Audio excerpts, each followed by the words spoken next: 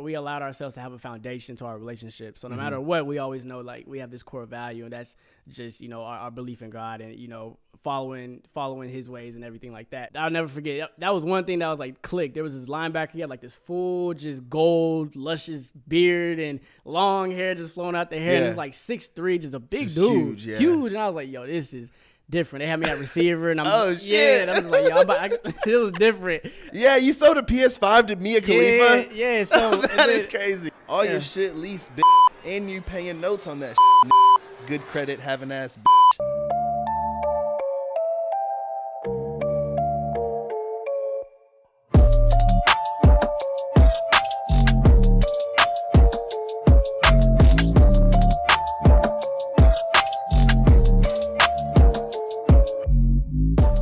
Yo, what is up with you guys? It is your boy Jay. We is back with another banger episode, another year of doing Everybody Hates Jabber.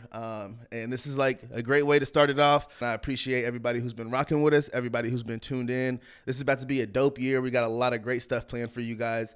Lots of giveaways that we're going to be doing and other stuff. We just gave away 2 tickets to the Drake and J. Cole concert coming up. So that'll be super sick, and lots of more stuff coming up for you guys. But today we got a super banger guest with the team today. We got my boy Zavon here today. You know what I'm saying? A lot of you guys may not know him, but for the ones that do, you already know how my boy's rocking. So go ahead and shout out, man. Tell the people how you feeling today. All right. So first and foremost, my name is Zavon. You can find me on Instagram at Zavon Griffin.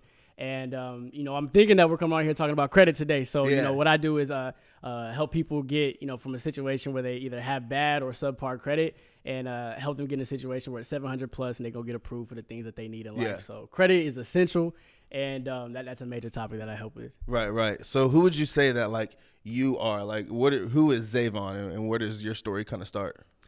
Man, so like where does my story start, or as far as like from where? From like pretty much like growing up and stuff, like, where were you born, where you raised at, stuff like that. Yeah, so I'm originally born from Fayetteville, Arkansas. So that's from Tulsa, I'm not sure, but from Oklahoma City, where I'm coming from, it's like 3.5 hours from here. Yeah. And that's where I was born and raised. And at 15, I moved out here to Oklahoma. To 2015 or at age 15? It was like 2016. It's my sophomore year of high school. I moved out to Lawton, Oklahoma. It's like a small town, military. That's really all people know for is military, Fort Sill. So I moved out there sophomore year.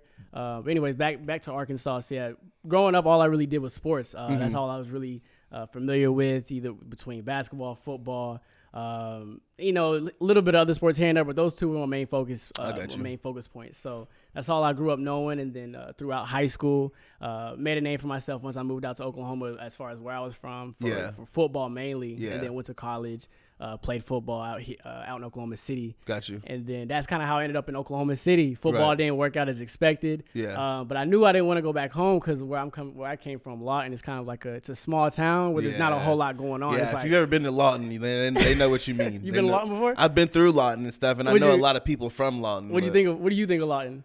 I mean, it just seems like a ghost town. Not necessarily a ghost town, but just like one of those small towns where there's not really like a whole lot of stuff there to do. There's not at all. And so that was my main thing, was like I knew I didn't want to go back there. Yeah. So I had to make something shake here in Oklahoma City, and that's what I did. So type shit. As far as like, the giving a description to who I am, I have a fiance. We just got engaged, and so I have two little ones. Bro. And so that's my main focal point, of course. But, business, I would say, and just business is my second main focus as well. So just really, like I would say, what people know me for is business and entrepreneurial things, as far as like for people who actually know me. Right. But my main focus is, family, making sure that they're good. And, in order to do that, the business got to be running as well, too. So So what about like your family, like your mom and dad? Were they like, you said that it was like mainly military. Were they like military and stuff too? Nah, so they were split up. I don't ever remember them being together as long as I was raised. I got you. So my dad, he lived, growing up, he was kind of, here and there, but he's the one that moved to Oklahoma. And at the time, I was with my mom in Arkansas. Right. And so on my dad's side, a lot of our family's military, but my father himself, he's not. So then he just moved out there because that's where a lot of our family was at. I got you. So that's how I ended up out there. Do you got brothers and sisters and stuff too? I got one brother, but now they live by the border, like El Paso, Texas. Damn, so, really? Yeah, he's 12. And so other than that, like I never really grew up around like, I grew up for the most part as like an only child. I grew up till I was like 10 years old. My mother Just the only no siblings, just the only child. Yeah. Then my brother came into the picture, and then shortly after that, I moved to Oklahoma, and then I'm my dad's only son. So yeah, for the most part, grew up as the only child. So like with you like having a lot of military background in your family and stuff, was that ever like something that you thought about doing or wanted to do? Nah, not at all. Nah, how come? I do. No, I have complete respect for the people that do it. Yeah. Don't get me wrong, but I just knew that wasn't for me. To me, it's kind of like, from my perspective, I didn't ever want to get stuck in one thing. Yeah. And I feel like that's what happens a lot of times with people in the military. And it's like, there's so much stuff to do and so much like, I feel like with the lifestyle that I've created now, like I have freedom to go out and do whatever it is that I want to do and things like that. So that was more so what I wanted. There's nothing wrong with it. Like, respect to everybody that's in it, but it just wasn't for me. Did you ever have like family that tried to persuade you to do it? I would more so say it wasn't family. And you would think so because my family's military. Right. But it was more so like, outer people, because it's weird. Like I would say, growing up, people always told me I had an old soul. Yeah. So I always connected and had, I don't want to say deep, but lengthy conversations with older people. So as they got to, as I talked to more older people. Yeah, you'd be 12 years old sitting there talking to the old man on the block. So, I mean, not gonna lie, since I was young, I've been always talked to older people. Yeah. To this day. Right. I don't know what it is, but anyways, so I caught myself talking to a lot of older men.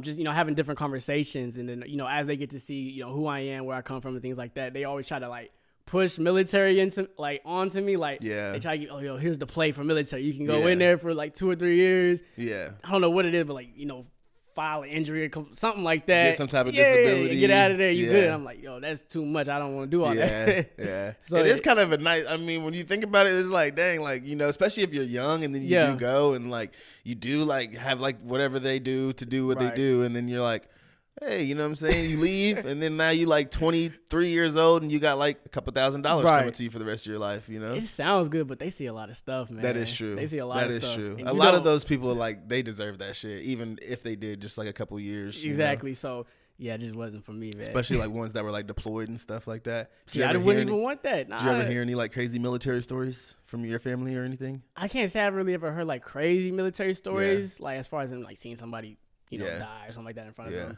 I don't even know if I should say that. You can say whatever, bro. But outside of that, not really any crazy stories. It's just as far as like outside of being located in a certain country or location for so long. Nothing really crazy that I've came across. Right. So speaking of family and stuff too, like you said, you just got engaged. You said you have 2 kids now, right? Yeah, I have 2. I have a 2-year-old turning 3 this year. Yeah. And then we just had one that just turned 5 months the end of this previous month. Yeah. How old are you? I'm 22. 22. You're about to have a 3-year-old. So how was that like whenever you kind of found out that you were about to have that first one? Because that's kind of young at what? How old were you? 19 I was or 19, 20? 20. Shoosh. I know you was probably a little bit scared, huh? Or what? What was that initial response like? Man, I can't even lie. Like the initial response, it's crazy. Like it was kind of like there's no way. I was in denial. I was in complete denial. Yeah. I can't even lie about it. Yeah. But it was more so like towards the middle and towards the end of her pregnancy. It just kicked in. It was like, look, I gotta do what I gotta do. I gotta just own up to it, because at the end of the day, like, I'm not the type of person to back down or avoid anything. So it's like we did that. Made the bed, now you gotta lie in it. So I gotta take care of it. Take care of business. So but what I always tell people is, like, having a child, like, there's really no in between. It'll either make somebody or break somebody. Yeah. Like, you can't be halfway in as a parent, in my opinion. Yeah. And so it's brought complete joy, and to me, it's brought me more purpose. Yeah. Because at the time, it was more so I was just focused on myself. I didn't really have anybody else to, like, really have to look out for. Look out for. But having to be responsible, like being the head of a house, and and all that. Yeah, it drives me more day by day. Yeah, and it feels good doing it. You know, setting an example. And that's a beautiful thing too, bro. Because this day and age, man, there's it's like a declining thing where people are, wanting to be that person. You know what I mean? Even though some people, they may be in their kid's life, but it doesn't drive them to do anything better. They just have a kid and they're just kind of floating through life, like, with their family, and as long as you're making it, but a lot of people don't have that extra drive. They don't, use that as an extra drive to go harder and stuff, which I feel like, I don't know. I mean, I don't have no kids, but I feel like that would kind of do the same thing for me, but who knows? I ain't saying you ain't gotta have kids to be, that's facts. No, for sure. Yeah, you don't got, I tell anybody right now, like, you don't go out and get kids if you're not ready for it. Yeah, just trying to be like, I need a purpose in life. Let me just get a kid real quick. No, that's definitely not the way. That's not the way. But you know, at the end of the day, if you have a kid and it wasn't the plan, you gotta do what you gotta do. Yeah, and for sure. You know, you never know. It could be the purpose that you were missing. So how were you like kind of scared to like tell your family whenever you found out that you were expecting, or? Bro, I didn't even tell my lady was the one that had to tell my family. Really? Man, I had the feeling of like, yo, my family is gonna be completely like, I didn't know how they were gonna look at me. Yeah. And so I was very, I don't want to say embarrassed, but I didn't know how to go about it. Yeah. I never had to have that conversation before, of course. Yeah.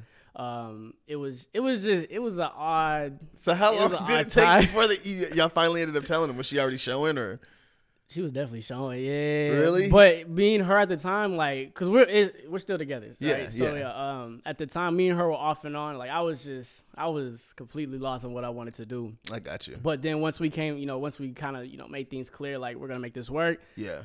I don't know what it was. I still wasn't able to tell my parents, so she told them, and that's how they found out. Yeah. What was that response like from them? It was completely different than what I expected. Yeah. It was more so like, you know, they were definitely shocked. Yeah. They were. I would say the only thing they were not disappointed, but they wish I would have done differently is tell them just straight up. And then that was kind of like, all right, that was like my first step into adulthood, I guess you would say. It's like, because at the time I wasn't used to having open conversations like that. Yeah. Like if it was uncomfortable, I would kind of like shy away from it. Yeah. But you know, not just from that, but you know, becoming an adult, meeting different people, business, you know, everything like that. Like you had to have uncomfortable conversations to like get to the focal point of anything. So what do you think changed the most after having that first kid for you? After having the first kid, my focus. That was what I mentioned a second ago. Like I was just focused on like, but when I first got, because that right around when we had our first kid, that's when I was just diving all into business. You know, it was a new realm for me.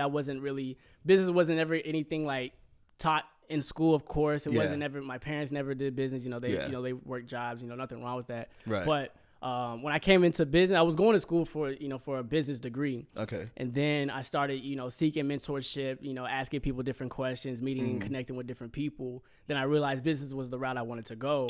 Then it was like, all right, I can't learn business from people that are in school teaching me business. They don't even run a business. Right. And so that's when everything clicked for me. So when I was diving into all of that, my main focus was just business, money, growing and scaling and things like that. Right. And whenever, you know, my bad, it's kind of shaking. Oh, you're good. Whenever my firstborn came into my life, it kind of settled me down, and it gave it like I had to look at life from different lens instead of just business itself. Yeah, different perspectives. For sure.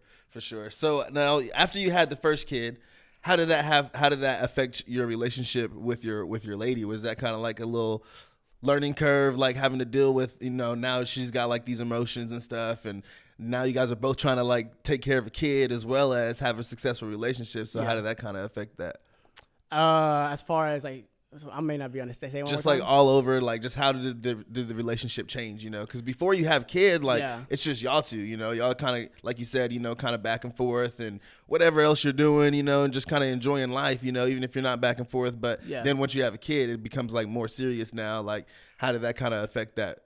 Man, so I think with a lot of relationships, for us, it's always, you know, we had, you know, bumps in the road, things like that. Yeah, of course. But we allowed ourselves to have a foundation to our relationship. So no matter what, we always know like we have this core value, and that's just, you know, our belief in God and, you know, following His ways and everything like that. So for sure, the foundation and that we've been able to build, you know, I'll definitely say that having our first one is what brought us together. I got you. But because we go back to high school, so yeah. Oh, really? High school sweethearts? Yeah, we go all the way back to high school. And so I guess that was what, like 4 years ago? Now I graduated in 19, and then we were probably off and on. Now, so that's 5 years now.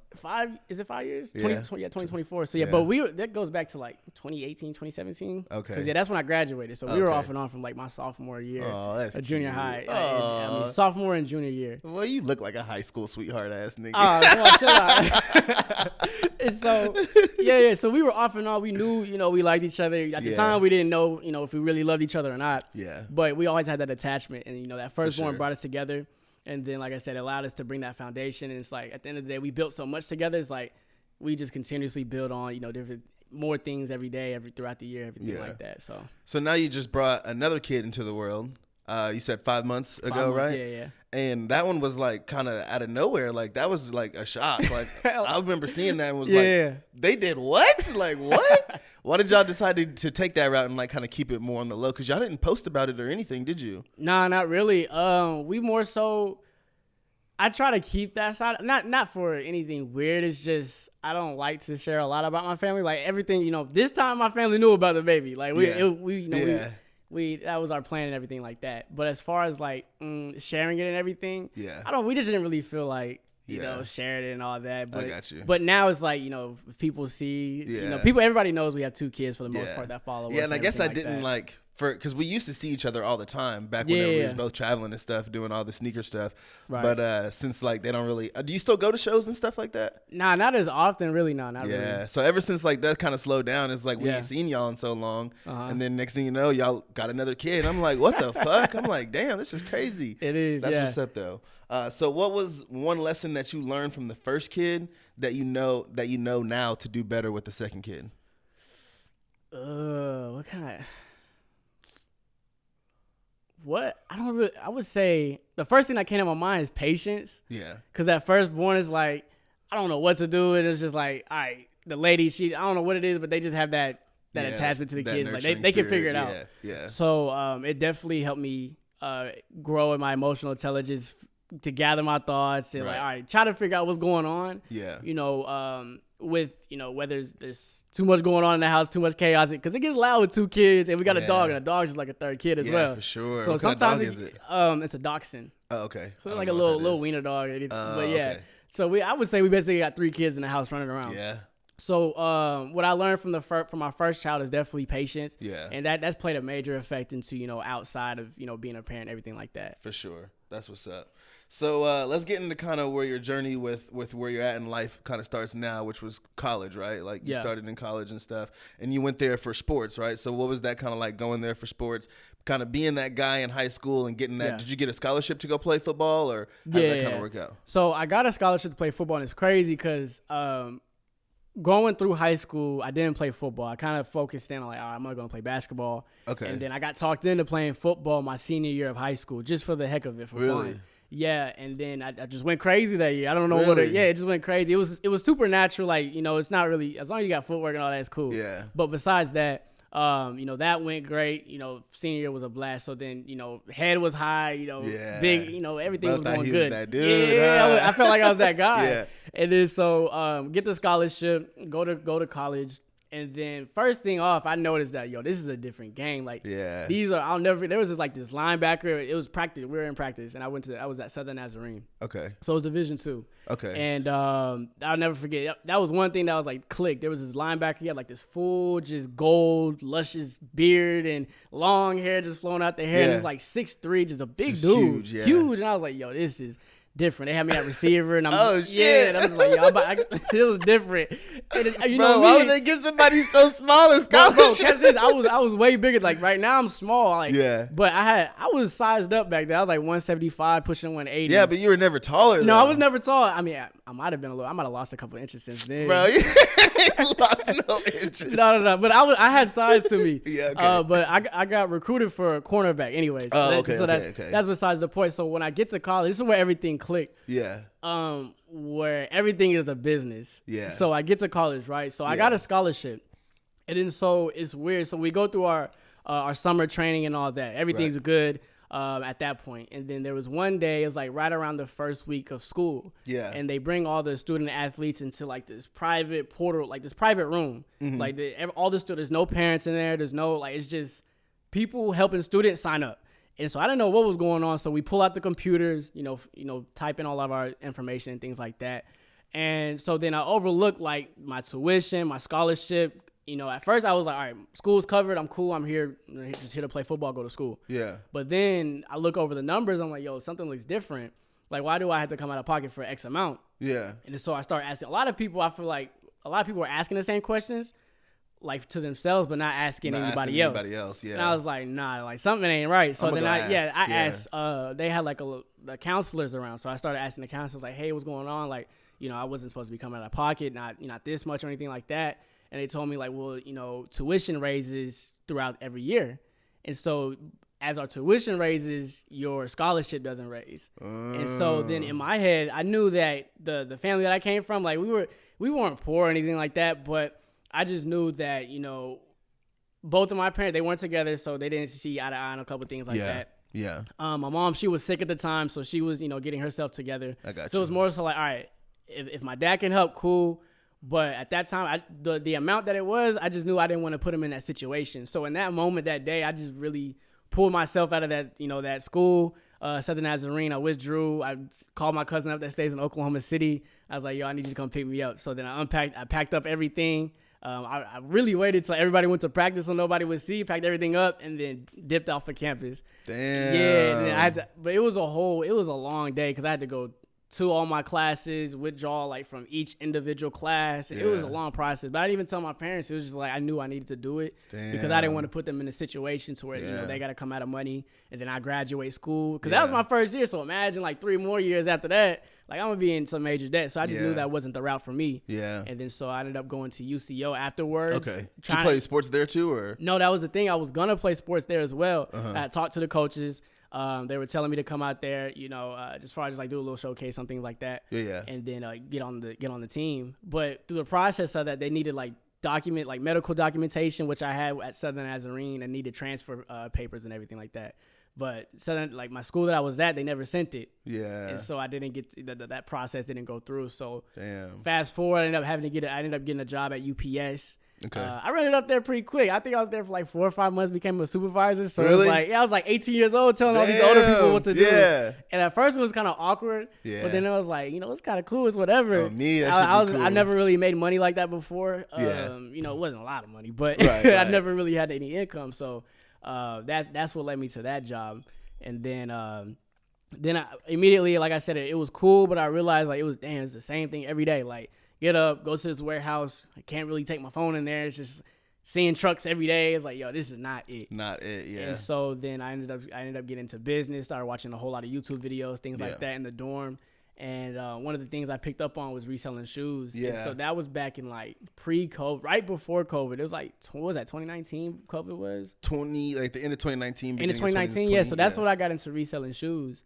And then my first pair was like the pine green ones. Okay, and good then, pair. Yeah, it was a good pair. Yeah. And then, but the thing is, like, this was before they had like the raffles and like you can only get one pair or anything like that. So I'll never forget. It was at Quail Springs Mall. Mm-hmm. So I went there. It was like Chance Sports. I don't know who this person was.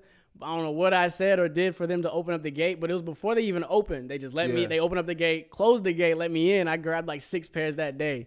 I don't know why. I don't know why they let me do that, but I went in there, grabbed 6 pairs. Let's go. And that's how it started. And then they've never fucked with me like that, bro. I've never really tried either, but like, I mean, they see me there all the time, you know, and like I try to be cool, you know what I'm saying? But like, no one's ever just came up to me and been like, "Hey, bro, I can get you like 5 pairs of these if you want, bro." Bro, I didn't have to pay them. That's the thing. You know, a lot of times people are like, I can do something for you, but you got to give me like, they didn't even ask for anything. I don't remember who it was to this day. I still don't. Damn, I definitely would have been like, "Hey, let me get that number, bro." I was more so caught up in like, yo, this is crazy. Yeah. So I wasn't even thinking about like, yo, let's connect. Let me get your number so I can keep all that. Yeah. But it was just more so like, yo, I'm ready to sell it. Yeah. And that's what really started like the business venture for me. And then that lasted, I would say, for about 3 years or so, 2023, 2024 now. And then throughout that process, that's what brought me into credit and everything. Yeah. So with your, going back to the sports and stuff, like, did you ever feel like this was something that you were going to like take to like a serious level? Like, was there ever a time where you were like, damn, bro, I could go to the league, bro? Coming where I came from the small town, that's all I thought. Yeah. The way that because everything came at ease, really. Yeah. Within specific to football, the way it was just 1 year, it's like one and done. So that was my mindset. But then, like I said, once I got to college football and realized, like, okay, all these other players, they were also the best in their town as well. Exactly. And so the best of the best, they're the group of people that are, best out of their towns. Somebody's got to be the better one. Yeah. And I realized, like, yo, there's some athletes out here. Yeah. And that's when it kind of clicked, like, all right, this might not be the route. What was that realization like for you? Like, was it kind of hard to accept that for you? It was hard. That's at like at that time, what am I, 18 years old, freshman year of college? Yeah. At the 18 years of like just, especially like, you know, your parents feeding into you, nothing bad, like not brainwashing me or anything like that, but they're feeding into you, like supporting you and all that. Yeah. It's like, okay, there's no other way. I didn't think about, you know, any jobs that I was going to take, you know, career or anything like that. Like I said, I didn't know anything about business or entrepreneurship. So all I knew was sports, like, and once I realized like that wasn't it, it was definitely hard to accept it. See, I accepted that when I was like 14, 15 years old. I wish I did. I knew that there was, because I just got to the point where like, I just didn't even care about sports anymore. Were you good at one point though? Yeah, I was always good at sports. Like I played it all: football, basketball. I ran track. You look like you're a good football player. Yeah. Honestly, football was probably one of my worst sports. For real? Were you not coordinated or something? I was very coordinated. I don't know, honestly. Honestly, I was always too big, barely too big, because like in like recreational league, like football, when you're a kid, if you're like, they have like a weight limit. Yeah. So if you're like over like 85 pounds or something like that in like the 4th grade, I don't know what the weight limits are, but say it's like 85 pounds. If you're like 86, 87, they slap a fucking sticker on the back of your helmet and you can't run the ball. What? Yeah. I've never heard of that before. Yeah, you have to play a line position. Out here in Tulsa or? No, this was in Kansas. That's okay, yeah, I've heard you talk about Kansas before. Yeah. So, like you couldn't run the ball. So that's crazy. I never could run the ball because I would always it'd be like 3 or 4 pounds over the limit. Were you wanting to run the ball?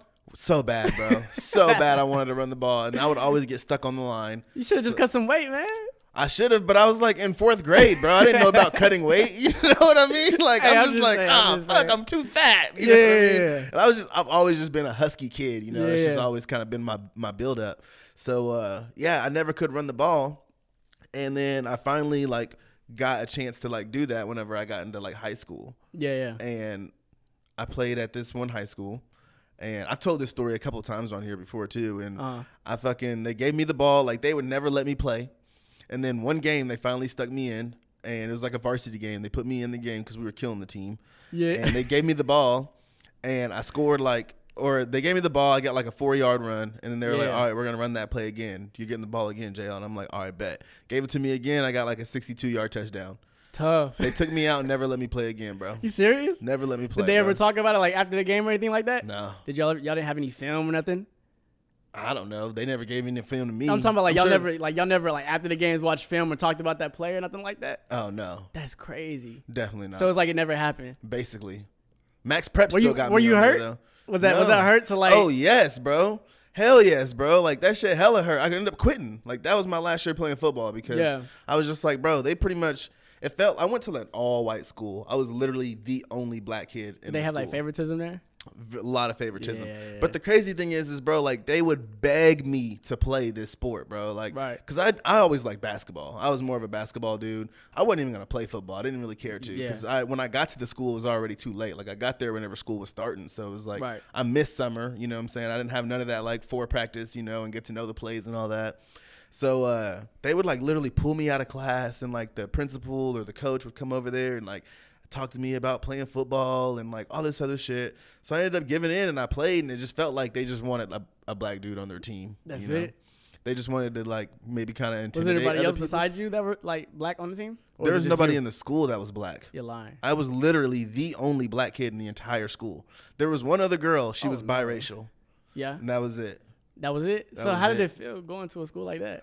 That shit sucked, bro. I hated it. Well, actually, I'm not going to sit here and cap and just say I hated it. Yeah. I didn't mind it, honestly. Like, I made a lot of good friends there, you know what I'm saying? I became, like, that was kind of my first year, kind of, like, becoming cool. I hung out with, like, a lot of the cooler kids. Yeah. But I will say there was definitely, like, a lot of subliminal, low-key racism, you know what I mean? Like, that you would kind of have to face. There was, like, a one kid that would, like, always do like little funky ass shit to me and shit. Like I remember one time I left my deodorant in like the little locker room. Yeah. And like he filled the entire cap with like lotion and shit.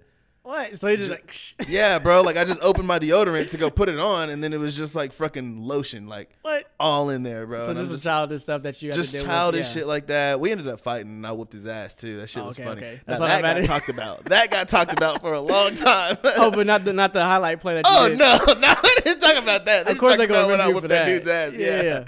But yeah, man, it was definitely like some weird shit. But one thing that I respected the most about that school was the principal. Like the principal made it a point to make me like aware, like if anybody is being like that towards you, you come to me, because he's been at that school his entire life. He's lived in that town his entire life. So it was one of those things where it was like, I will like support you. You know what I'm saying? Like if you come to me and says that someone does something to you, then I will take care of you, because I know how it is. Like I know how this school can be. I know how these kids can be, and I can't be there all the time. But like if you come to me and tell me, then we will take care of it. And like, well, that's all good then. Yeah, it was lit, bro. Because like he would literally pull me out of class, and we would just go off and go sit outside and just sit there and talk for like 15 minutes about how everything was going and if everybody was being good to me and everything. So I really respected that. Shout out Mr. Haddix. I'm sure he probably would never see this, but shout out to him. You never know. You never know. For real. Yeah. YouTube's going to blow up. It's going to be on everybody's algorithm. That's facts, bro. So that's the plan. That is the plan, bro. That shit's going to happen too, bro. Yeah. I can't wait, bro, because there's a lot of people that I feel like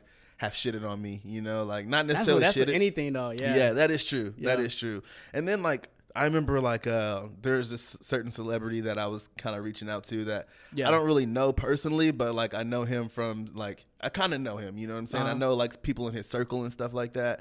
And I was trying to reach out to him to see if he wanted to get on, and like he wouldn't respond to me. But then like, cause I reached out like a couple of days in a row, and then I also had one of the people that I knew him reach out to him, and then like he ended up posting on like Facebook and was like, you got to pay for an interview for me. But just like no tagging nobody, anything? Like, no, he just posted it? Yeah, he just posted it. So you kind of knew it was like... I'm like, okay. I mean, how many people are really asking to interview right at this moment? You know what I mean? Maybe a lot, you know, because he's big, but he ain't huge, you know what I mean?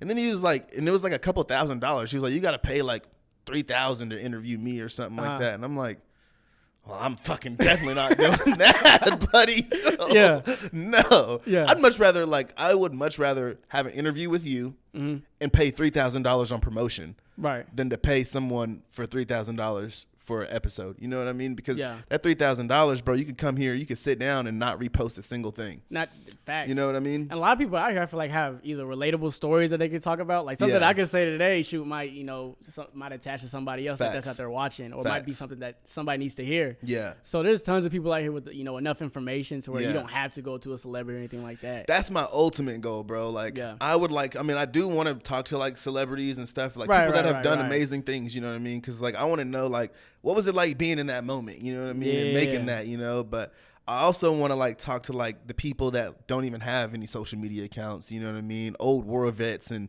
shit like that like have actual stories and something that like people can learn from and be like, damn, like that dude has lived an incredible life. Everybody has a story, Everybody has a story for sure. So that's kind of where my goal is to get, where I can not only have a platform, but I can put people on too, people that don't even want to be put on. They just want to share their story, with me, and that'd be lit. That's kind what's of the up, goal. dude. That's what's up. I mean, so anyway, back to this. So the sneakers and stuff, like where it came about, like with the sneakers, how did that come about? How did you come across that on YouTube? You said you started watching stuff on YouTube. Like, did it just pop up on your feed, or what kind of plugged that into you for you? Man, so in high school, I made a little bit of money here and there.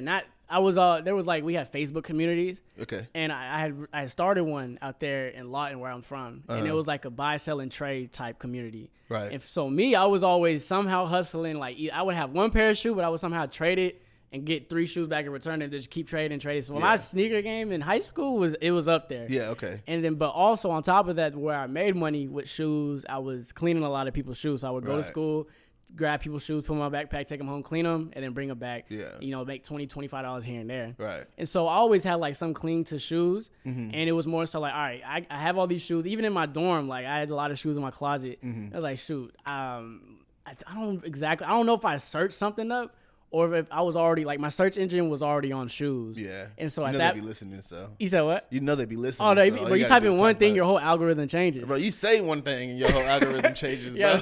Forget about typing it in. You can just say it. You just say it. Sure, watch. Like, when I go on my YouTube, a whole bunch of podcasts that was about to pop up on YouTube. Probably. And so, but yeah, taking it back to college. So, yeah, that's what I don't remember if I searched something up or what. But that's what led to it, is just coming across it on YouTube. And it was just kind of like, shoot, I'll try. I had money set to the side. I didn't have any bills. I was in college. So I was like, shoot, I'll try it. And I started doing it from there. Yeah, for sure. Who were some of those first YouTubers that you were watching and stuff? Bro, I'm not going to lie to you. Like, in the sneaker game, I never really had like a YouTuber that I just really watched. It was more so like I just understood the business of making money, like flipping, like buying low, selling high, reinvesting money. Not saying I didn't watch YouTubers, but I can't really say that there was one YouTuber that just really like I followed or that caught my eye or anything like that. But I would say like if there was one, I'm lying. If there was one, I would say Rare Kicks. He has like he's out in California. Well, his name is Rare Kicks, so.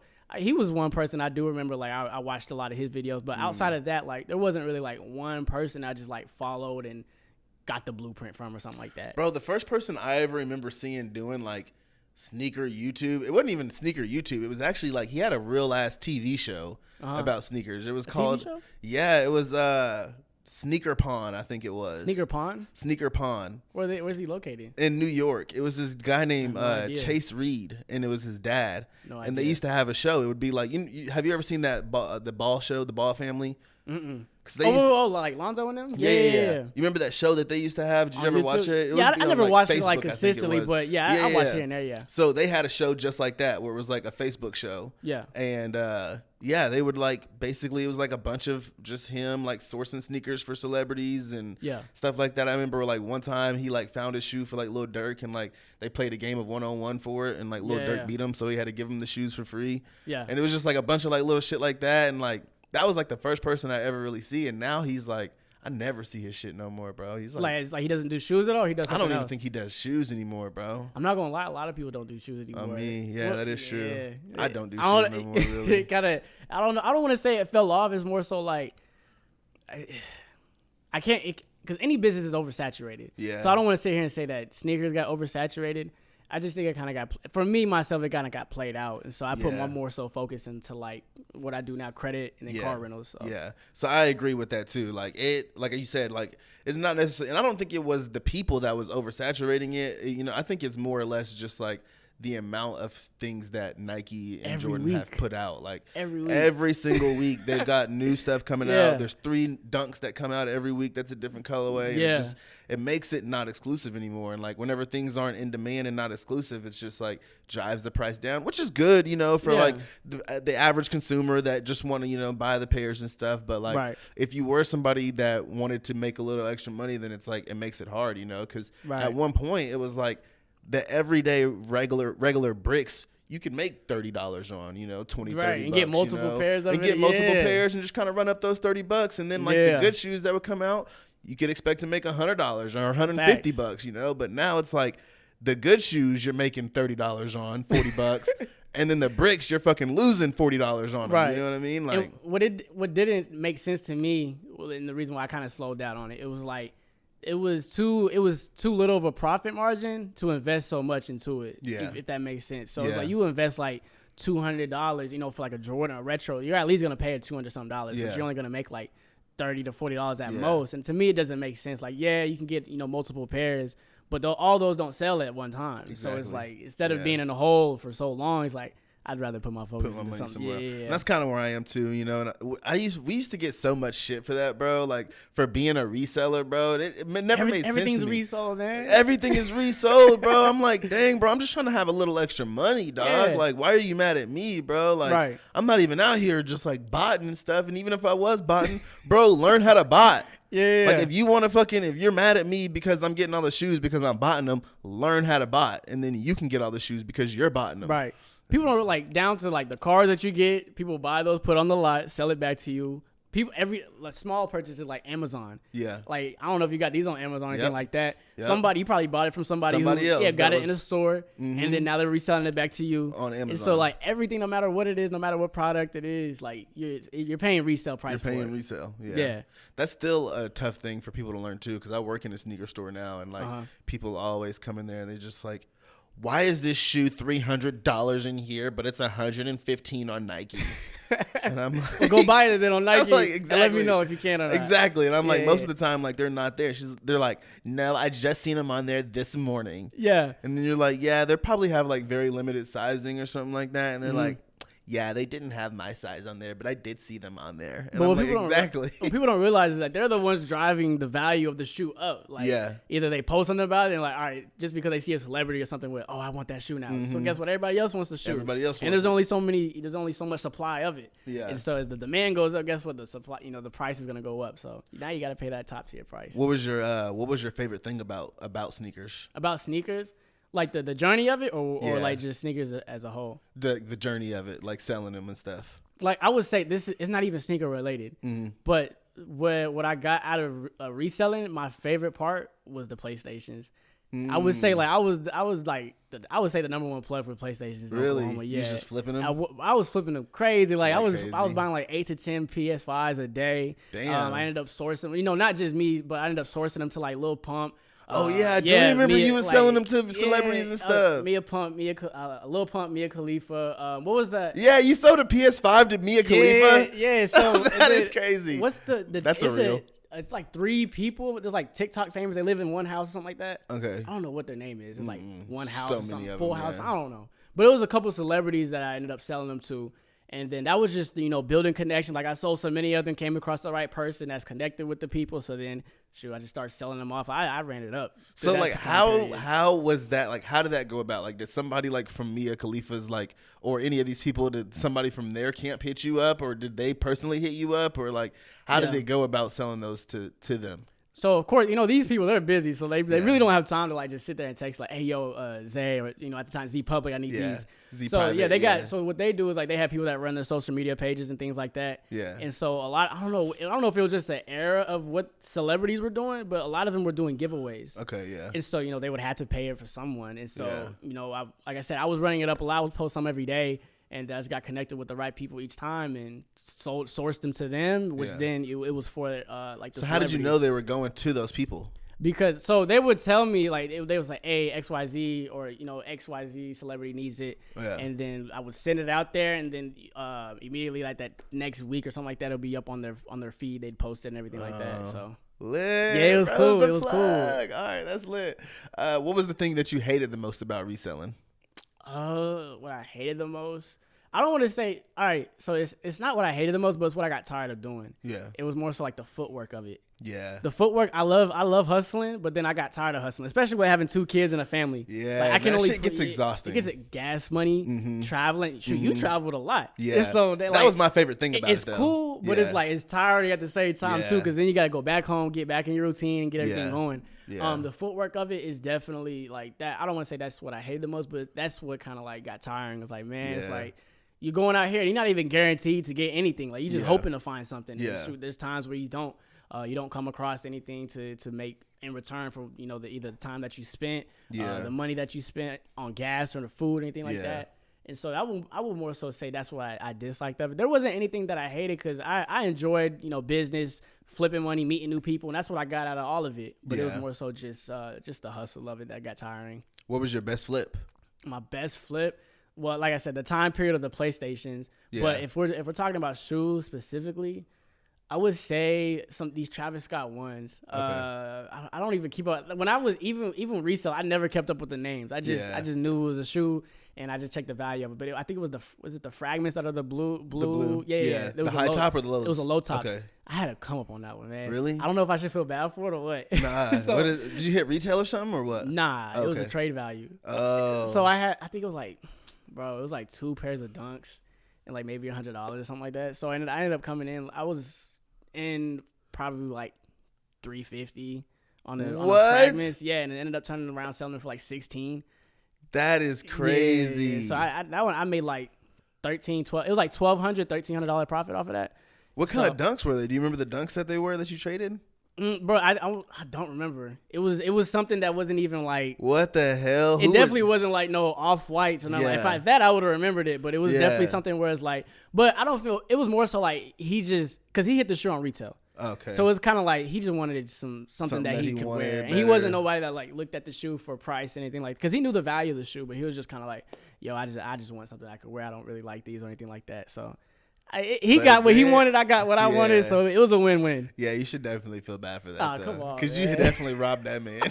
You robbed the fuck out of him. Man, it's all good. It's like, hey, like I said, it was a win-win. Yeah. As long as everybody's happy, then hey, whatever, But yeah, you definitely robbed the hell out of him. What was your worst flip? Like, or what did you like lose the most money on? What did I lose the most money on? So my method of resale. So at first it was direct to consumer. Like I'll buy one pair, sell one pair. But then I got into like, all right, I'm buying in bulk because I just got connected with all this retail stores, honestly. So then I just started buying bulk all the time. I don't know if you ever remember, like when I was at the events, it was always like either one of the same shoe or like a bunch of the same stuff. Yeah, a bunch of the same stuff. So what shoe was it? I bought multiple pairs of, and it was a flop. Yeah, I can't remember. I'm not gonna lie, I can't remember right now. Mine was the maybe it'll come back. Go ahead. The COJP Jordan ones. They're like midnight navy. They're like those. Is that the one that's got like the Nike the Velcro? No, this one is just like it's like the Japan ones. Like they have like a silver pair, then they have like the navy pair. Navy, like the suede? Yeah. I thought those did good. Did they not? No, they did. They started off doing all right, and like they were up there. And then I think I brought like 6 or 7 pairs of them, and you must not have sold them at the right time because they were hitting when they first came out. That's the problem. Like when I brought them was right as they were getting ready to go down. So I brought them at the high, and then like fucking 2 weeks later, their shoes had they were down like $50. And I had like six pairs, bro. So I lost a couple $100 on those. Yeah, I can't remember. Overall, I'm still trying to remember, but I can't remember what exactly shoe I bought in bulk, and it just wasn't worth it. Yeah. I don't know if he'll come back or not. It's all good. So now let's move on to what you're doing now, which is the credit and stuff like that. So what kind of got you into like working on credit and stuff and realizing the importance of credit? Man, what got me into the importance of credit was shoes. Like I kind of got to the point where it's like, all right, I'm making a consistent amount, which is a decent amount at that time. Yeah. But I knew I wanted to scale it, but I didn't know how because at the time it was just set. I was just reinvesting the money that I had coming in. Right. But then I ended up coming across credit and then understanding that a lot of people leverage credit to invest into the business, not just reselling, but any business. Yeah. And so I came across that, and I immediately my first thing was I'm about to go apply for credit cards. Yeah. And so I go apply for credit cards, denied. Yeah. And so I was like, I don't understand why I'm getting denied. Yeah. And then so then I started watching more videos, reading more books, things like that. And I come across I have a couple.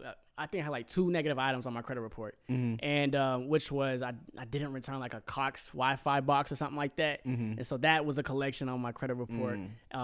Which if people don't know, it's just something that if you don't pay, a company back, they then sell that account to a collection agency that tries to collect the debt from you. Right. And so that was one collection. And I think another one was like a gym membership that I just stopped going to. And I didn't think of it was any big deal. Like at the time, I wasn't thinking of credit. Yeah. And so I wasn't like, this is going to pop up on my credit report and anything like that. So then whenever I got into credit, started trying to apply for things, kept getting denied. So then I had to learn about, all right, well, shoot, since I have this on here, how can I get it off of here so I can get approved? Yeah. And so then having to learn credit repair and remove negative items and things like that, it's a totally different realm of just understanding credit itself. Yeah. And so then I had to dive into that. On top of what I already dove into, the basics and understanding how people leverage it. I had to learn how to, remove negative items, how to go about that. And that was a whole process for myself. So I learned that, got results, removed the negative items, and then, went out, got what I needed, started dumping money and started utilizing the credit cards that I got into my business, scaling it. And then by default, honestly, I really I like to track the journey and everything that I do. Yeah. Because where I'm from, a lot of people, business isn't a normal thing. And a lot of them look at me like, he's doing something different. So I always track my journey. And so I post about, removing those items. And a couple people just hit me up like, how do you do that? And it just from one person, led to the next. And then it just kept leading on to the next. And then I realized well, dang, maybe this is something that more people need. Yeah. And as I dove into it, I wasn't even charging people at first or anything like that. And I just started helping people out, giving them. I think we were on a call at one point. I just gave you some pointers. I think you may mention on the live, after the call, you did something and your score went up. Yeah, and I'm at like a 700 now. Yeah, that's what's up there. Yeah. And so just doing more of that. And then I realized all right, this is more so it's a needed business. Like people don't realize they need credit until they need credit. Yeah. Whether it's that they're at the dealership, dang, I can't get approved. People need a car. Yep. People want to buy a home, and so a lot of times they feel like once they want to buy a home, they can't because they got bad credit. that's something they don't realize until then. And then a lot of people, they want to start businesses and everything like that, but what keeps most people from starting a business is the lack of capital. Yeah. And so, people, they have their jobs, and that's taking care of, their home, their family, their basic needs and everything like that. But there's really no excess cash to invest into a business to scale it and everything like that. Right. And so once I realized like credit isn't just something that I need, it's something that a lot of people need, that's what, drove my focus into it even more, so that I can then provide a service into others. Right. How accurate is Credit Karma? Like, so that's a major topic. So Credit Karma, I'm not one to say it's not accurate. So because it gives you there's two different credit scores. Yeah. So you have what is called the Vantage score, and that's what Credit Karma gives you. Okay. And then you have your FICO score. Okay. So the FICO score is what most lenders are gonna pull. Right. Which is like if you go to a dealership or whenever, like for your or you're applying for anything, dealership, mortgages, credit cards, most of the time they're gonna pull your FICO score. So that's why it may seem a little different whenever you apply for things, like, and they tell you, well, actually, this is your credit score. And that's why it made some people feel like, well, Credit Karma says this. It's not, but it's accurate as far as your Vantage score. How much of a difference can you usually like expect in Credit Karma between your Vantage and your FICO? There's really no exact amount. Like somebody may have like a 720 on Credit Karma and then have like, a 740 FICO score. They may have like a 730 Credit Karma score, and they may actually have like a 680 FICO score. It just varies. Like you'll never really know until you actually pull your actual FICO score. Got you. Because I have like a 7-something on Credit Karma, so I don't know. Yeah. So whenever it comes to credit, this is what I tell people all the time. So it's like, it's not necessary. A lot of people, especially whenever I first got into it, the number is what gets thrown around the most. Like, all right, what's your credit score? All right, my credit score is this. My credit score is that. But the most important part to credit is what's on your credit report. Like how many, credit history. Yeah, your credit history. Because at the end of the day, somebody could have a 750, but have one account have one credit card that's a $200 limit. So it's like, if you have one account, $200 limit, and you have a 750, and then somebody else has a 680 with 10 accounts, positive history, who are you going to trust more if you were to lend money? Somebody with a lower score but more history, or somebody with a higher score but one account? Yeah. So it's not necessarily about the credit score, because the credit report and the history is what makes up the score. So I think one of the things that like you were saying, like people don't know about that they need credit until they go for something. The thing for me was a phone. Like I remember I broke my phone, and I was like, shit, I need to go get a new phone.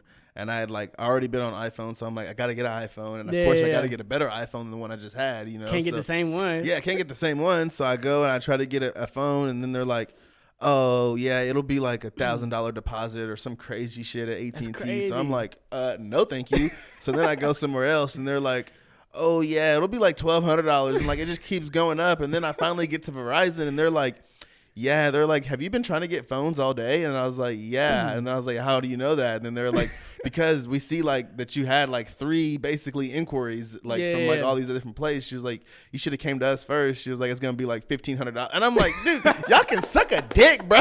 Like, and I got up out of there, bro. And I'm like, bro, I need to fucking get my credit right. But was that before or after we talked? That was way before. Way before? Okay. It was still like another year or two that, because eventually I gave up. I tried to go get a car as well at one point. Yeah. And like there was like one that they had on the lot that was like an older car, 2016 or 15 or some shit like that. Yeah. And it was only like $11,000. And I was like, okay, that's something that like I would be, you know what I'm saying, comfortable. Yeah. So I filled out my little shit for that or whatever. They denied me for that car, but approved me for like a brand new 2022. They wanted you to pay that interest. Toyota RAV4, like some shit that I did not need, bro. I'm like, I don't fucking need it. Did they come out there like, hey, you got denied this one, but it was online. Oh, it was online? I did it online. So like they sent me an email, and that's what they basically said was like, yeah, no, that cheap car, nah, we don't trust you with that.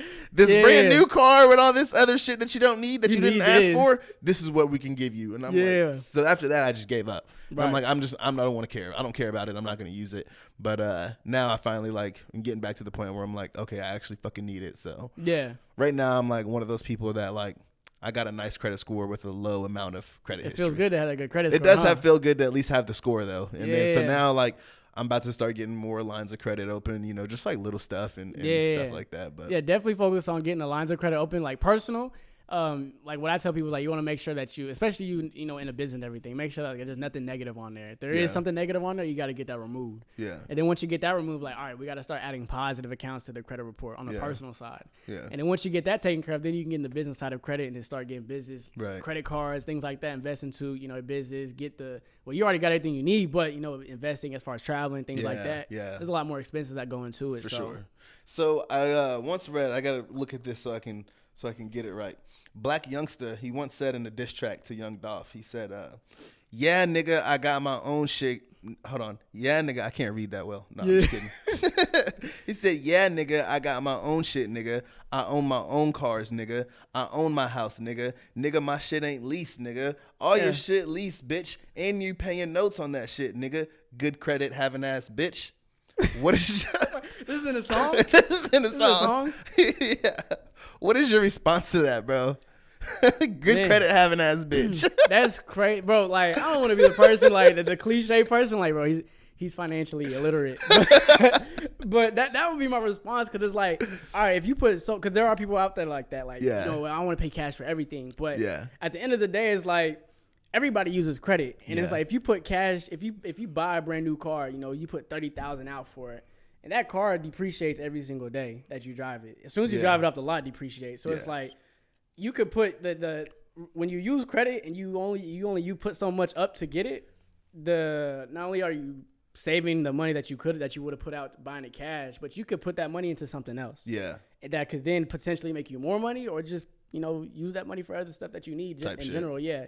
So I'm not saying there's nothing wrong, because I would say credit it's definitely it can get scary sometimes if it's in the wrong hands. Yeah. So I understand that credit isn't for everybody. Yeah. But I would say it's definitely something that it can make your life a lot easier and give you more opportunities. Yeah. I remember hearing that, bro. And I remember him saying, "Good credit having ass bitch." You know how black youngsters be talking. And I just remember, like, damn, that's not a very good diss. Like, like, that's a good thing. That's a compliment, bro. But at the end of the day, you got to think about this. Who else is a celebrity and got cash like Black Youngster? Like, not most people just got cash sitting around to not have good credit. Yeah. You know what I mean? So. Oh, man. So how can like someone, I guess you kind of already explained how someone can help, or how credit can help someone like get a business and stuff. But what is the difference between business credit and personal credit? And like, how do you go about obtaining each one? So personal credit, it's tied to your personal name. So if you apply for, you know, a vehicle that is going to be in your personal name, they got to pull your personal credit, everything like that. And that's attached to your social security number. Whereas on the business side, this is attached to your business. Mm-hmm. So if you have an LLC, you know, whatever it is that you have, it's attached to the EIN number. So that's like the social for the business. Like a business, yeah. So the thing is, like, why a lot of people leverage business credit is because, like, when you utilize credit cards, do you have any credit cards right now? Yeah. So do you ever pay attention to like your utilization rate at all? Yeah. So your utilization rate is a major factor on the personal side. Yeah. Like, if you exceed 30%, your score is gonna drop. Right. Whereas on the business side, they understand that you need debt to invest into the business. Yeah. So you don't get penalized for carrying balances and having high utilization. Like, you have X amount of time to pay it off, but you don't get penalized for it. Right. And it doesn't report. Everything that happens on the business side doesn't report on your personal side. Got you. So that's why it's good to have that separation between the two. Yeah. And, you know, start establishing credit for your business so that you don't have to, you know, mix the two and everything like that. Yeah. Yeah, I think that's one of the things that really helped my credit was when I did first get the credit card. I've been keeping it at 30% and less for the whole time. So it's been just like slowly going up. Actually, kind of quickly, it seems like. Do you know the due date and the statement date for those cards? Yeah. That's good. Okay, here's my question though, right? This is what I don't understand, because I have mine just auto pay, right? It just auto pays itself. But it doesn't always fucking auto pay. And I have it to where it's supposed to pay the entire balance, right? Yeah. It doesn't always do that though. Why? So what company is it? What's the main one? They got quite. There's like Capital One. Capital One. Is it Capital One Platinum? Hell no. I'm gonna say that's not like the entry was. It's like Quicksilver or Venture One. Yeah, I think it's like a Quicksilver. Quicksilver. So is it silver? No. No, I mean, shoot. Either so as you looking at that, so a lot of times, like, I don't know if I have it. The way these banks make money, chill. So the way it is a platinum. It's platinum. Yeah, it is platinum. Okay. Hey, I got that platinum card. Hey, I got that platinum. Damn. So, hey, I would say you gotta get a different one, man, because you don't get no rewards for that one. That was good to have. I think it does have rewards. The platinum one credit, Capital One don't have rewards. Really? No, it might be a different one that you might have though. It says platinum on it. If it's platinum, it's platinum. Damn. Yeah. Oh, it's platinum colored? Nah, it'll be like blue. Yeah. Like the back is red a little bit, like the lining of it. Yeah. Yeah. Damn, they lied to me then. If you have good history with them, just go apply for the Quicksilver one. That one gives you rewards for every $1 that you spend. Oh, okay, bet. But the thing is with what are we going back to again? Shit. Oh, auto pay. Yeah. So I don't know why that might be a specific issue, but what you got to consider is like a lot of the way these banks make money off of us using credit cards is paying interest. So whatever the reason why I asked, like the due date and the statement date. So the due date is when I tell people like the minimum payment is due. Like your credit card limit might be like $2,000, $3,000, and your minimum balance might be like $50, $60, something like that. And so a lot of people, they say, they try to, all right, as long as I pay the minimum, I'm cool. Yeah. But then that statement date comes, and then whatever balance you have left, that's what gets reported to your credit report, and that's what raises and lowers your credit utilization.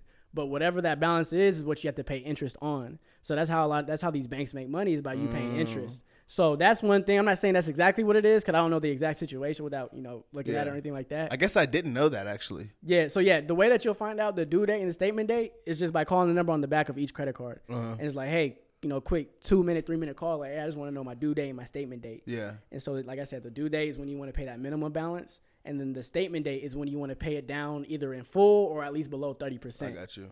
See, I always just pay it in full. Yeah, do that too. Yeah. But this is where people get messed up at. So it's like the due date, you might say, because you made mention of having on auto pay, right? So there's like with the Capital One, let me guess, like your due date's like the 27th, 28th, something like that. It's like beginning of the month, actually. Beginning of the month. So your statement date's like, it's typically like between 3 and 5 days after the due date.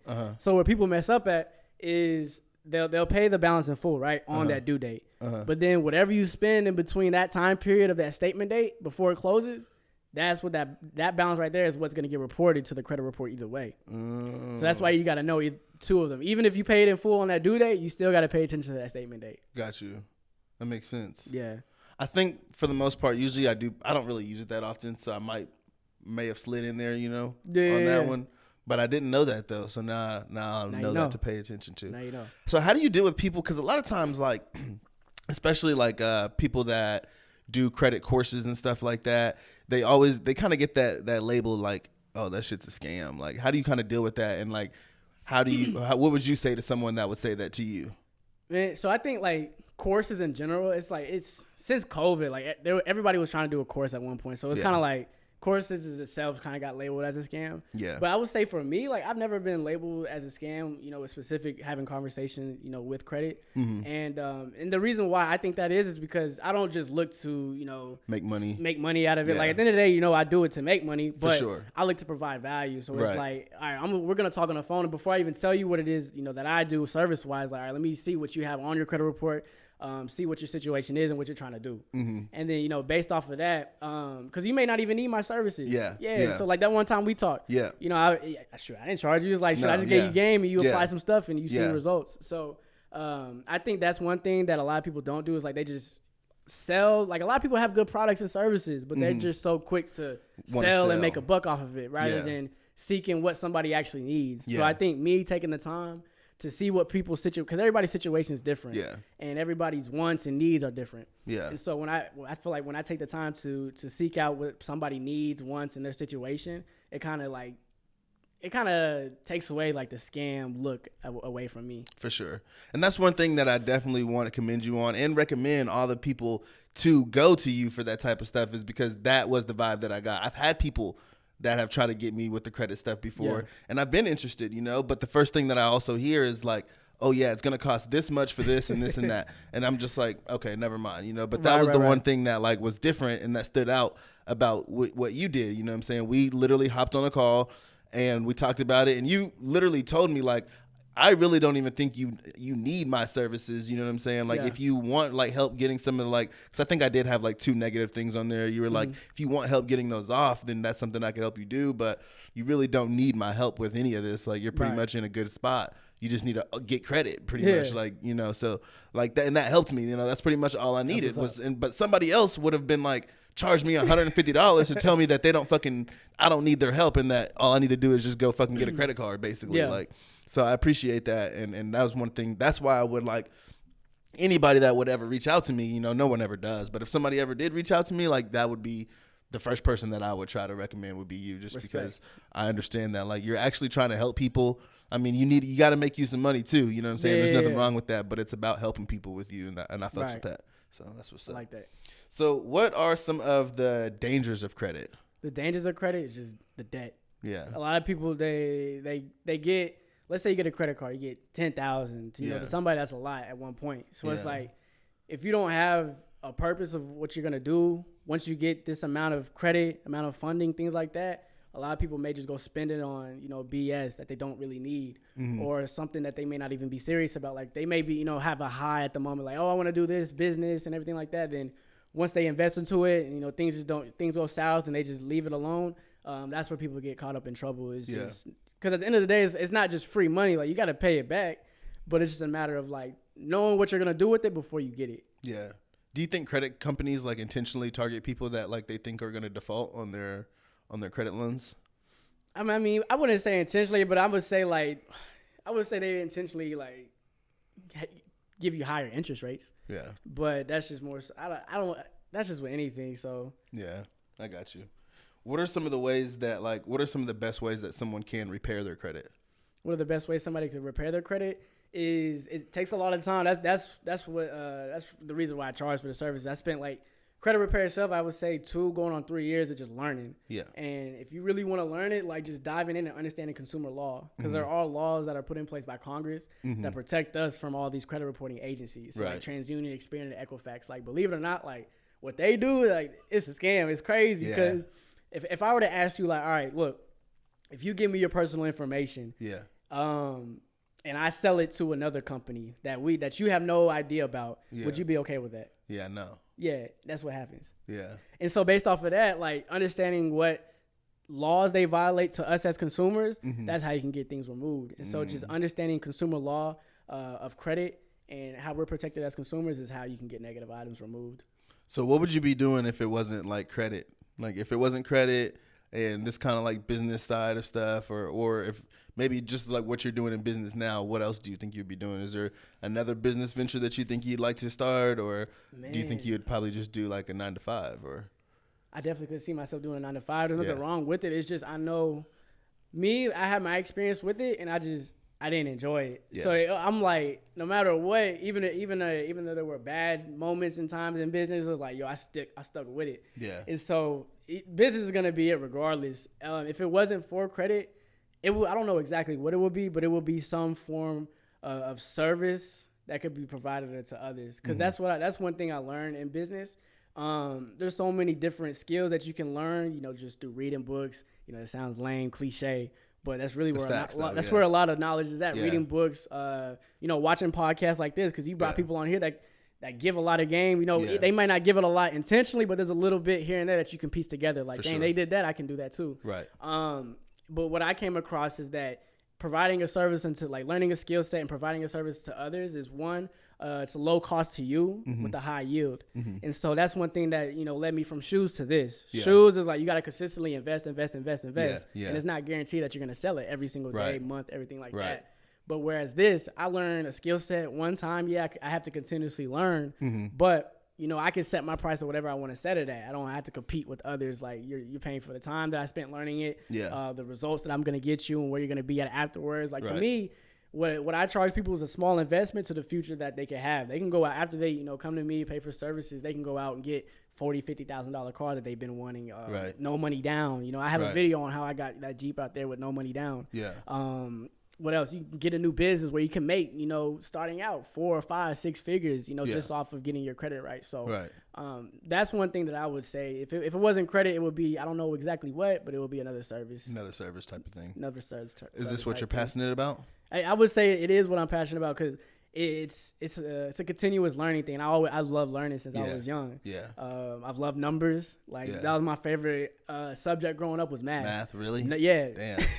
That was my favorite subject was numbers. So There's a lot of numbers with credit. Yeah. Not just that, but it's something that opens the avenue to other things. So like it opened up the avenue for me doing car rentals. So I never thought I would do that, but just credit gives you opportunities. And so being passionate about that and knowing what it could do for others, it definitely is something that I enjoy. So what would you say is like your end goal, or like what you want to do for like your career? You know, is this kind of like it, or what is your end goal with this? Business wise, or what, like the businesses that I have right now specifically? Yeah, business wise. Business wise, man, I'm not gonna sit here and try to make nothing up. Like I know what I want to do, but my main focus is on these businesses because I named them each after my daughters. Okay. And so my main objective is to get them to a point to where it's like, all right, we got money coming in passively, whatever it is. You know, right now car rentals is really hitting for me and my family.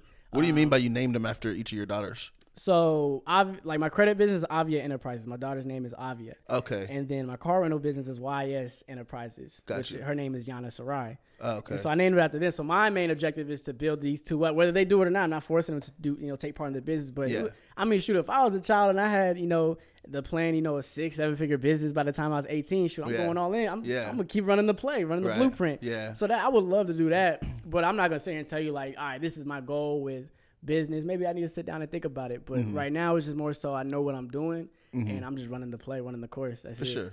That's really all that matters. You know what I'm saying? Because people ask me that sometimes too. Like, what's my end goal? And like, I honestly don't know. You know what I mean? But I know that right now, like, this is what I'm passionate about. This is what I love, and like, this is what I want to do. You know what I mean? So maybe this will be it. Maybe not. Maybe 20 years from now, I may decide. You know what I'm saying? I want to switch and do something else. But for right now, changes a lot too. Cause like even for you, example, like with the podcast, like you probably thought the first person that you did it with was gonna be it. Thought it was gonna be it. Things changed. The second person you thought that was gonna be it. Things changed. So it's like you gotta always adjust and be willing to. You always have to be willing to adjust, whether it falls aligned with what you thought it was gonna happen.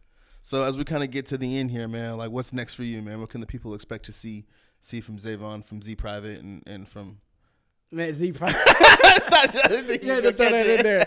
Man, what a lot of people, I would definitely this year, I'm focusing on doing more stuff like this. It was definitely, I appreciate you for inviting me on here. Hell yeah, most because definitely. I'm not going. It was something that I knew I wanted to do. Yeah. But I don't know if I would have reached out to somebody to be like, hey, can I come on there? I appreciate that too, bro. Yeah. I hate it when people do that. I don't hate it. You know what I mean? Like if you take your shot, you know what I mean? Sometimes I may not know, and I've had guests, you know what I'm saying, that have reached out. But for the most part, bro, I hate when people reach out because most people don't have anything to fucking offer. You know what I mean? Like if you have something to offer, I'm all for you reaching out. But like a lot of people just don't have anything to offer besides like they can come up here and say some stupid shit, some funny shit. Yeah. They can catch some views, which is cool. You know what I'm saying? I'm cool with that sometimes, but like I gotta at least know you. You know what I mean? If we're just gonna come on here and just talk about some stupid shit, we gotta at least be boys so that we can catch a vibe. We gotta at least have something to talk about. I'm not gonna lie, me and Kara, Kara, my lady. We were saying it because whenever you first started, we watch it all the time. Yeah. And whenever like either I would watch it, she's like, oh, put it on the TV so I can watch it, or she'd be watching like, throw it on the TV so I can watch it. And then we've been counting our days. She was like, man, I wonder if he's gonna invite you. I'm like, shoot, I don't know, we'll see. Let's go. And so whenever you hit me up, it was like, oh shit, say less, I'm in. I think I hit you back like pretty quick. Yeah. And then but going back to the original question, as far as like, definitely I appreciate that for allowing me to come on here and inviting me on here. But that's definitely what I want to focus on a lot more. Is like, I do that right now with a lot of free content, putting out information. Right. So I definitely want to put my face out there more because what I know is definitely a lot of information that people need to know. Yeah. And so that's one thing I want to focus on is put myself out there a lot more with credit. And then I may mention a couple times with the car rental space. So I'm definitely this year I have I don't want to say a lot, but I'm definitely gonna have more vehicles out there and feeling the need of people who need to rent out cars, something like that. It's fun and it's cool. Yeah. So go ahead and shout out where the people can find you, how the people can get in touch with you, and everything on everywhere. So again, my name is Zavon. You can find me on Instagram at Zavon Griffin, and on TikTok, Zavon Griffin. I think it's a period at the end. But follow me on Instagram. That's where I post a lot of my content at. If you need any services or want to learn anything more about credit, or if you need help with your credit, just shoot me a DM. Be more than happy to hop on the phone with you. See what you got going on and how I can help. For sure, man. And all those links are going to be posted down below in the description, as always. We appreciate you guys for tuning in today. We appreciate my boy Z for pulling up. I hope you guys were able to learn something that you can incorporate in your life. Make sure that you guys go hit that comment section down below. Make sure that you guys tune in to next week's episode. Episodes are going to be streaming weekly. We got a lot of dope stuff coming. Make sure that you guys hit that subscribe. We appreciate you guys for watching and listening and all that you guys do. Everybody hates Jabber. We out. Lit. That was lit. That was it, bro.